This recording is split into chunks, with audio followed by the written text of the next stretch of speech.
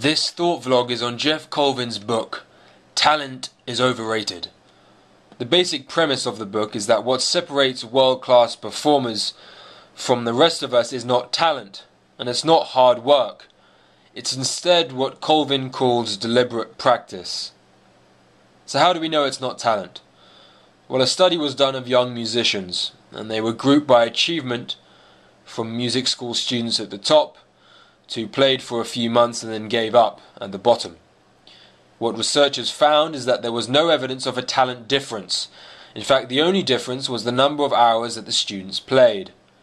Most fascinatingly of all, the highest achievers learnt at the same speed as the lowest achievers, and the average number of hours it took to reach a particular grade was the same across all groups. For example, it takes an average of 1,200 hours to reach grade 5, and this was true for the high achievers and the low achievers.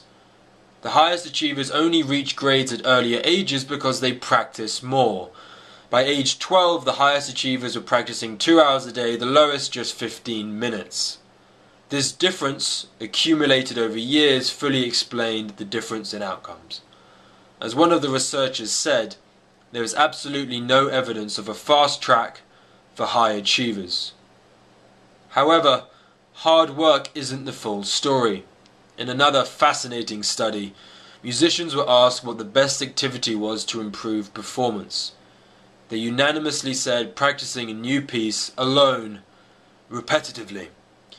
The violin students were separated into 3 tiers, grouped by achievement, with the top expected to become concert professionals and the bottom expected to become violin teachers. Interestingly, all the groups spent about the same amount of time, 50 hours a week, doing something music related. However, the top groups would spend 25 of those hours doing the best thing for improvement, repetitive practice alone, whilst the bottom tier would only spend 9 hours a week. The rest of the time they played old pieces they could already do, or sight read new pieces for fun or jam with their friends, but not deliberate practice. Accumulated over years, this again explained the difference in outcomes. So what's the answer? Noel Tichy from the University of Michigan divides activities into 3 zones. If your skill is greater than or equal to the difficulty of a task, then it's easy and it's in your comfort zone, which might be enjoyable but not where improvement happens.